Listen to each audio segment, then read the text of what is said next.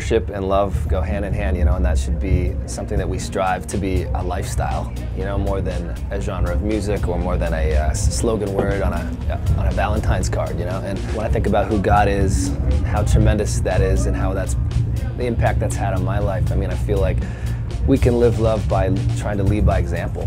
There's a million situations that we all face all the time, you know, and I think if we can focus on trying to have God's heart and see things through God's eyes in those situations, I think that's a good place to start, you know. My wife and I have just recently, like in the last maybe year or so, but trying to spend more time on our off time at, there's a couple, this place called Room at the Inn in Nashville. It's like a nonprofit that, it's basically a homeless shelter, and they also have a whole different section of the building for addiction and kind of sex trafficking and stuff like that. And so we've been trying to spend some time there just kind of serving food and helping them kind of be a part of that and bringing friends in to do that. It's just so powerful just seeing God move through those situations, and it's such a blessing to us in the same. I mean, I think if we all can sacrifice even a little of our time, you know, to try to help someone else in some of those situations, it'll change your life. You know, you don't always have to go, as amazing as it is, you don't always have to go to Mexico or to a third world country. You know, this is in Nashville, you know, Tennessee, which everybody's heard about it. It's not some little town nobody's heard of, and